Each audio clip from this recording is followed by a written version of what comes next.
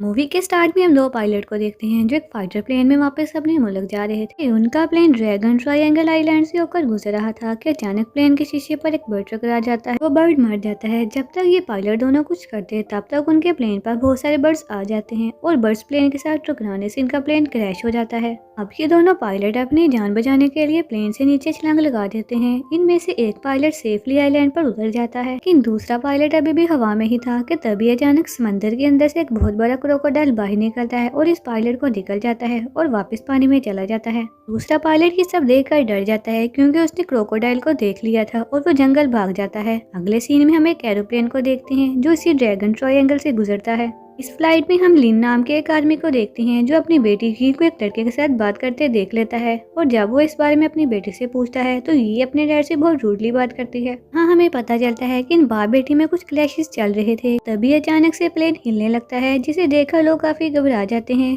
Plane के pilot plane को control करने की कोशिश करते हैं, लेकिन अचानक इस प्लेन के साथ भी परिंदे आकर टकराने लगते हैं जिसकी वजह से ये प्लेन भी आउट ऑफ कंट्रोल हो जाता है। पैसेंजर की जान बचाने के लिए पायलट प्लेन को पानी पर ही लैंड करने की कोशिश करते हैं। उनकी ये कोशिश नाकाम हो जाती है क्योंकि प्लेन एक चट्टान के साथ टकराकर तबाह हो जाता है और प्लेन के दो टुकड़े हो जाते हैं। ये अगले हिस्से में बैठे लोग तो फौरन मर जाते हैं, लेकिन प्लेन का बैक पार्ट बहकर किनारे तक आ जाता है। इस प्लेन क्रैश की वजह से बहुत सारे लोग मर गए थे और बाकी के बचे लोग जख्मी हो जाते हैं। चैंग नाम का लड़का अभी भी जिंदा था। चैंग जी के पास आकर उसके बारे में पूछता है, लेकिन तभी जी के डैड आकर उसे उस लड़के से बात करने से रोक देते हैं। इसकी वजह से ये दोबारा अपने डैड से नाराज हो जाती है। फिर बाकी के बचे लोग अपने अपने फोन से हेल्प मांगने की कोशिश करते हैं, लेकिन किसी के फोन पर भी नेटवर्क नहीं आ रहा था। इसकी वजह से यहाँ मौजूद तमाम लोग टेंशन में आ गए थे क्योंकि इनके पास खाने पीने का सामान भी बहुत कम था। इसलिए लिन और चैंग जंगल में खाने की तलाश में चले जाते हैं। यहाँ लिन चैंग से कहता है कि मेरी बेटी से दूर रहो। जंगल में किसी जानवर के पाँव के निशान मिलते हैं जो दिखने में काफी बड़े बड़े थे, लेकिन ये लोग इन निशानों को इग्नोर करते हुए आगे बढ़ते हैं। कुछ दूर जाने के बाद उनके एक झोंपड़ी दिखाई देती है। वही दूसरी तरफ प्लेन से बच जाने वाला एक लड़का पानी में अपना सामान देखता है कि तभी कोई चीज आकर उसे पानी में खींच लेती है,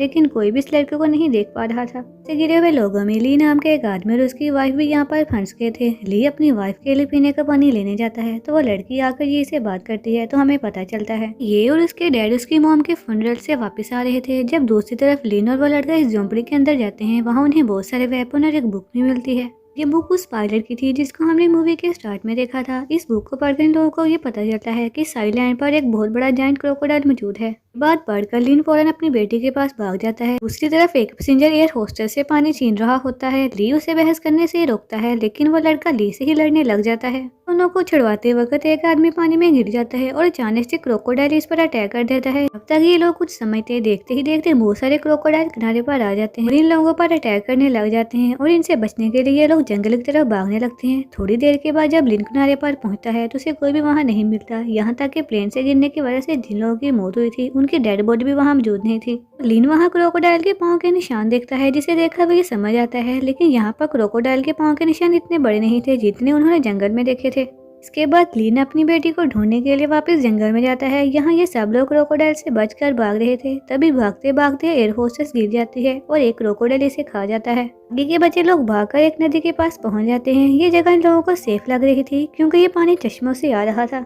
इसलिए ये लोग उस पानी को पी लेते हैं। तभी ली नोटिस करता है कि झाड़ियों के पीछे से किसी की आवाज आ रही है तो सब लोग ये देखकर डर जाते हैं। झाड़ियों में से ये का डैड और चैंग बाहर आते हैं। इनमें मौजूद एक लड़का क्रोकोडाइल के अटैक की वजह से जख्मी हो गया था तो वो अपना खून साफ कर रहा था, लेकिन तभी हम देखते हैं इसकी चोट से निकलने वाला खून उस जगह पर गिर रहा था। वहाँ पर पहले ही जायंट क्रोकोडाइल मौजूद था, लेकिन अब क्रोकोडाइल खून की स्मेल से उठ जाता है। इतने बड़े क्रोकोडाइल को देखकर ये लोग बुरी तरह डर जाते हैं। क्रोकोडाइल को देखकर लड़के की होश उड़ जाते हैं। जब तक वो लड़का कुछ करता है क्रोकोडाइल उसको खा लेता है। ये देखकर बाकी के लोग अपनी जान बचाने के लिए इधर उधर भागने लगते हैं। नहीं में एक लड़की का पाँव पत्थरों में फंस जाता है और वो क्रोकोडाइल इस लड़की को भी खा जाता है। लिन अपने आप को बड़ी मुश्किल से क्रोकोडाइल से बचा पाया था कि सब लोग उससे बचकर जंगल की तरफ भाग जाते हैं। तो ये इनको बताती है अगर हमारे फोन पर नेटवर्क नहीं आ रहा तो हम कंपास को खोलकर अपनी डायरेक्शन का पता लगा सकते हैं, निशान छोड़कर आगे बढ़ सकते हैं। लेकिन लिन को अपनी बेटी का ये आइडिया पसंद नहीं आता और वह सबको चलते रहने का कहता है। चलते चलते ये लोग दोबारा उस पायलट की झोंपड़ी के पास पहुंच जाते हैं। रात भी हो रही थी तो इन लोगों को रात गुजारने के लिए एक जगह भी चाहिए थी, तो ये लोग इस झोंपड़ी में ही रात गुजारने का फैसला करते हैं।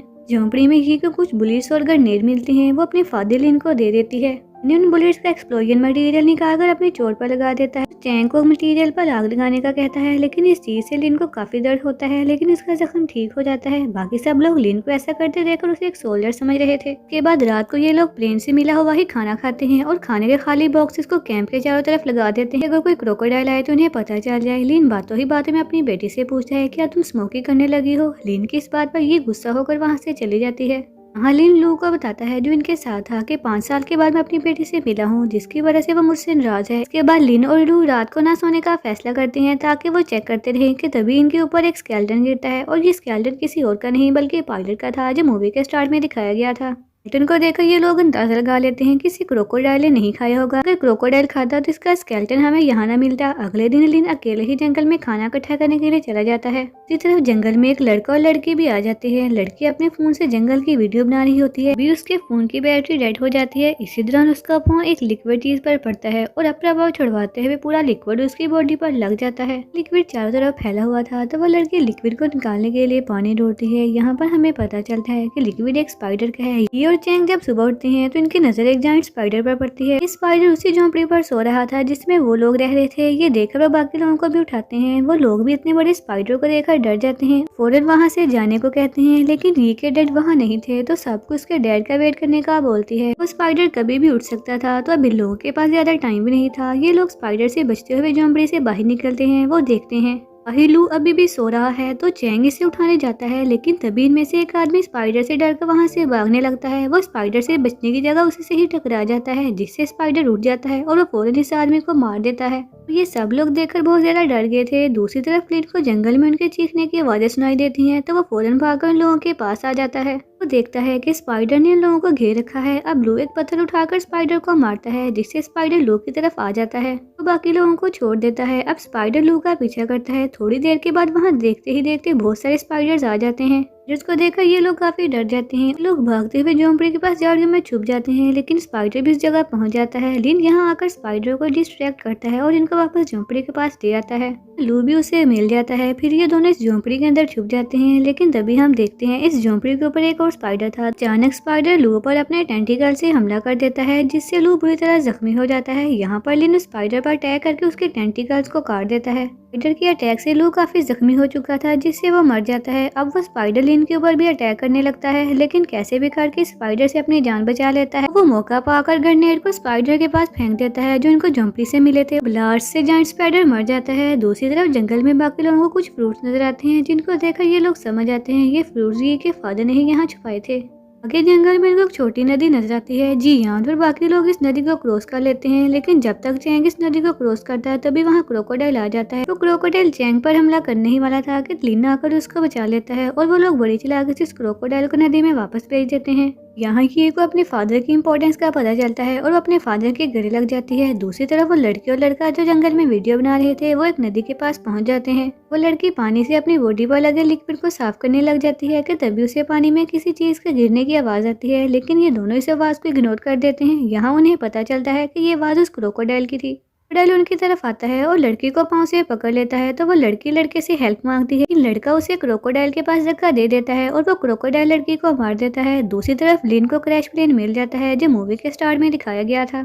इनके अंदर मौजूद चीजों को देखकर ये लोग समझ आते हैं कि प्लेन का इस्तेमाल न्यूक्लियर वेपन को ट्रांसपोर्ट करने के लिए किया जाता था। इसी न्यूक्लियर रेडिएशन की वजह से आइलैंड के क्रोकोडाइल और स्पाइडर काफी बड़े हो गए हैं। यहीं पर इन्हें एक पुराना रेडियो भी मिलता है, जिससे चैंग ठीक करने लग जाता है। प्लेन में लू को एक मशीन गन भी मिलती है और चैंग रेडियो को भी ठीक कर लेता है। ये रेडियो पर रेस्क्यू टीम को कॉल करके उस आइलैंड के बारे में सब कुछ बता देती है। ये उनको बताती है कि रेस्क्यू टीम साउथ ईस्ट किनारे पर मिलेगी, अब हमें कैसे भी करके वहाँ पहुँचना होगा। जाकर उन्हें रास्ते में वो लड़का चाव भी मिल जाता है, तो वो सब लोग उससे इस लड़के के बारे में पूछते हैं। तो चाव उनको बताता है वो क्रोकोडाइल के पेट में है। इसके बाद ये सब लोग साउथ ईस्ट की तरफ आगे बढ़ते हैं, लेकिन आगे चलकर इनको एक बहुत बड़ी नदी को क्रॉस करना था कि सब लोग तो इस नदी को तैरते हुए क्रॉस कर सकते थे। इनमें एक लड़की प्रेग्नेंट थी, तो इसको नदी को क्रॉस करना मुश्किल था। यहाँ पर लिन अपने माइंड को यूज करते हुए दरख्त की शाखों से एक छोटी बोट बनाती है, तो वो खुद नदी को क्रॉस करता है। फिर इस लड़की को बोट के जरिए नदी के दूसरी तरफ ले जाने की कोशिश करता है और बाकी लोग भी तैरकर नदी क्रॉस करने लगते हैं। अब ये लोग नदी को क्रॉस कर ही रहे थे, तो लिन के क्रोकोडाइल उनकी तरफ आता दिखाई देता है। इसे देखकर वो बाकी लोगों को जल्दी से नदी को पार करने का कहता है। इसी दौरान बोट की रोप को खींचते हुए रोप टूट जाती है। सब लोग इस नदी को कैसे भी करके क्रॉस कर लेते हैं, लेकिन वो लड़की और उसका हस्बैंड अभी भी नदी में ही था।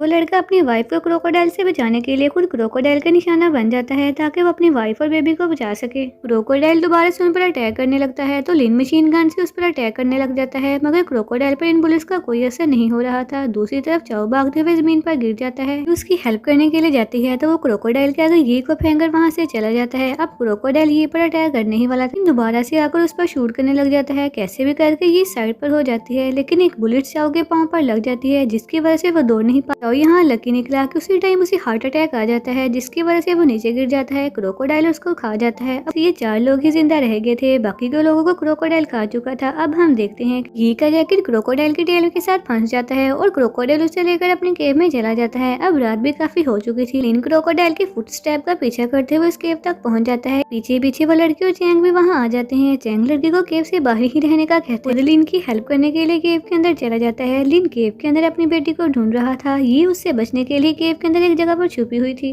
जैसे ही वो अपने फादर की आवाज सुनती है फौरन भागकर अपने डैड के पास आ जाती है कि तभी क्रोकोडाइल भी उठ जाता है और भी लोगों की तरफ बढ़ने लगता है, जिसे देखकर लिन उसके ऊपर दोबारा से शूट करने लग जाता है। तो क्रोकोडाइल को अपने पीछे लगा लेता है ताकि वो ये को लेकर वहाँ से चला जाए। यहाँ पर लिन का ये प्लान था, बचे हुए ग्रेनेड से इस क्रोकोडाइल को मार देगा, लेकिन जल्दी में वो ग्रेनेड उसके हाथ से गिर जाता है। दूसरी तरफ चैंग जी को इस लड़की के पास छोड़ देता है। खुद स्पाइडर का टेंटिकल लेकर लिन की हेल्प करने के लिए केव में चला जाता है। दूसरी तरफ लिन क्रोकोडाइल से बचने के लिए एक छोटी सी केव में चला जाता है जहाँ वो क्रोकोडाइल नहीं पहुँच पाता। इस क्रोकोडाइल पर मशीन गन से गोलियां चलाता है कि तभी इसकी सारी गोलियां खत्म हो जाती हैं। चैंग भी उस केव में आ जाता है, जिसे देखकर लिन उससे ग्रेनेड को ढूंढने के लिए कहता है और चैंग को वो ग्रेनेड मिल जाता है तो वो लिन उससे ग्रेनेड को क्रोकोडाइल के पास फेंकने का कहता है। चैंग को ये भी पता था कि अगर उसने ग्रेनेड को क्रोकोडाइल के पास छोड़ा तो लिन भी उसके साथ मर जाएगा, इसलिए वो क्रोकोडाइल को डिस्ट्रैक्ट करके वहाँ से भागने लगता है। जैसे ही लिन से थोड़ा दूर जाता है वो ग्रेनेड का पिन निकाल कर क्रोकोडाइल के पास फेंक देता है, जिसके ब्लड से क्रोकोडाइल बुरी तरह जख्मी हो जाता है। और अब लोग ये समझ रहे थे कि क्रोकोडाइल मर गया है, उन्हें कोई खतरा भी नहीं है। लिन चैंग पर गुस्सा भी नहीं होता क्योंकि वो चैंग को समझ गया था। इसके बाद ये दोनों साथ केव से बाहर निकलते हैं, तभी वो क्रोकोडाइल उठकर दोबारा इन पर अटैक करता है। चैंग से स्पाइडर का टेंटिकल लेकर क्रोकोडाइल के पेट को चीर देता है, जिससे क्रोकोडाइल मर जाता है। इसके बाद ये दोनों केव से बाहर आ जाते हैं। भी अपने डैड को देखकर बहुत खुश होती है। अब सब लोग सुबह होते ही साउथ ईस्ट की तरफ निकल जाते हैं। क्यू टीम इनको वहाँ से आकर रेस्क्यू कर लेती है, जिसके साथ ही ये मूवी यहीं पर एंड हो जाती है।